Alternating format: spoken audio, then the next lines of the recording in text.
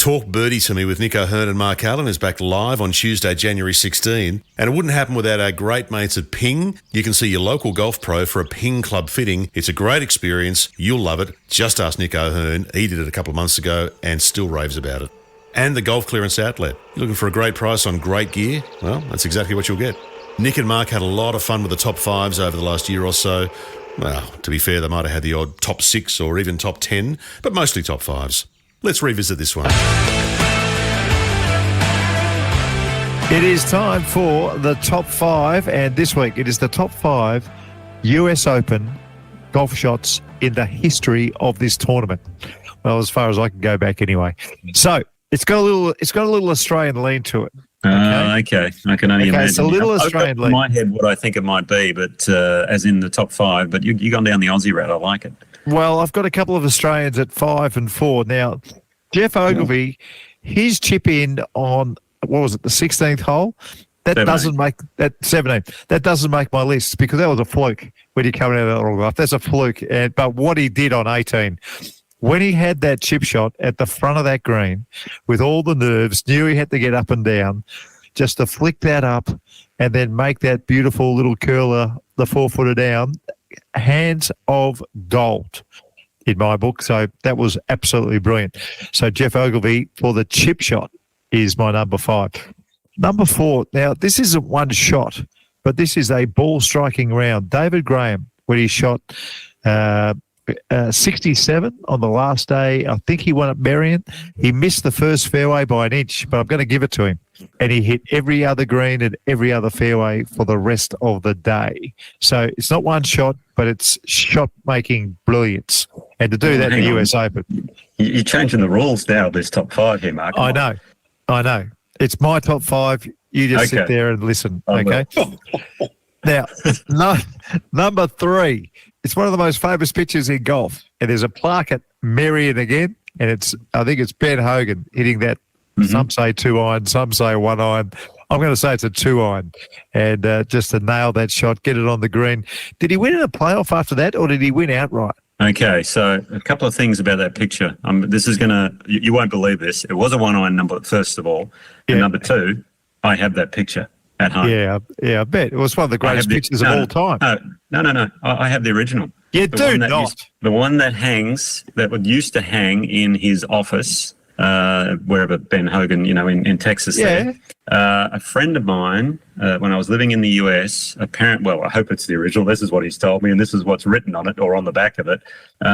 He bought it at an auction, raising money. It was a charity thing, and then I did a few things for him, and he knew I was a mad golfer, so he gave it to me. Are you joking? When I get back home, I've got to take a picture of it, and I'll show you. And I've got that picture. Oh, that is ridiculous that you've got the picture that hung in Ben Hogan's office. That is apparently ridiculous. Number 2. Right. The last 2, it's funny, the first 3, they weren't at Merion. Yes, they were. Hogan, Merion, David Graham. Was he at Merion when he hit that? I think it was. Yep. And Jeff Ogilvy was Wingfoot. Wingfoot, yep. Yeah, okay. So the last 2 are Pebble Beach. Pretty easy. Oh, I know what's coming. But I'm going to have to say you missed a couple that I love. But anyway, keep going, mate. Okay, well, you can throw your 2 cents in, but this is mine. Tom Watson's chip in at 17 at Pebble Beach. Incredible. That's number 2? That's my number 2. Wow. My number 1. It's the same hole, 17 at Pebble Beach. And it wasn't the back tees. It was the front tees, but it was such a windy day. Now, again, I don't know whether it was a 2-iron or a 1-iron, but Jack Nicklaus was a 1-iron. It was a 1-iron. Jack Nicklaus hitting a 1-iron that hit the stick and finished 1 inch from the hole at 17 was the greatest shot ever hit in US Open history. Wow. But anyway, have you got that's a big call. Dan, did you hear the protest siren? It sounds like Nick's got a couple he wants to try and throw in there. No, well, I think Nick should tell us the company what they're in, but I'd be keen to know, Nick, seeing as it's got an Aussie flavour, what shot you played in a US Open that you would think is your best shot ever in a US Open. I think that'd be interesting too. Yeah, that's good. Oh, geez, I'm trying to remember. Yeah, that's for sure. It would have been one at Wingfoot when I had a good result there on the front 9 on the Sunday. I remember striping a long iron into this par 4, which was, I can't remember which hole it was, but no one was making birdie there, and I just flushed like a 3-iron to about 6 feet and knocked it in for birdie, and I was thinking I was the best player on the planet at that stage. But anyway, that's a very memorable one, but I just can't remember which hole. But anyway. How long did that 3-iron go, Nick? Can you remember the meterage? But, well, I know, what did Wyndham Clark hit a 7-iron from 198 yards on the last hole today, and that's probably what I had with my 3-iron back then. What about some of those? Crazy. Did you see Rory hit the 4-iron, 270 yards to the back of the green? And it wasn't even a hot 4-iron. It was a blade. Yeah. He hit a blade 4-iron, or maybe the tiniest little bit of help. 270 yards to the stick, and he hit it to the back of the green. No, Just that was ridiculous. impressive. But that was a good top 5 mark. The only one I would add for myself might be Payne Stewart's putt on the final hole at Pinehurst, 1999. He had a lesson of wife Tracy Stewart, just before it.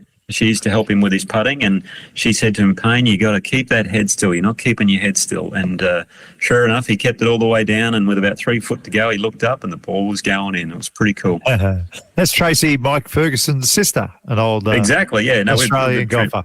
Yeah, good friends with Tracy in the US. She just lived around the corner from us. My wife Alana, actually, she was a doubles partner in tennis. So a lovely lady.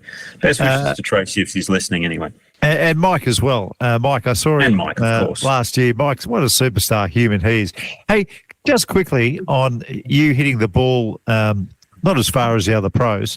I played with a couple of people on Sunday, Simon Ritchie, and also his son Harry Ritchie, and they told me that your wife Alana hits it miles. Oh, she does. Absolutely crushes it.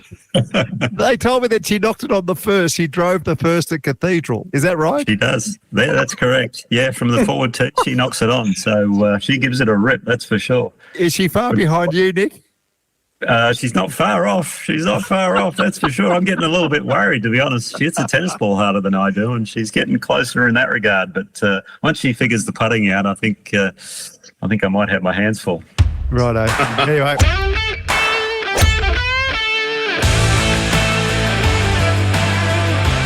Nick O'Hearn and Mark Allen. They're back on Tuesday, January 16 for another big year of Talk Birdie To Me. We'll see you then.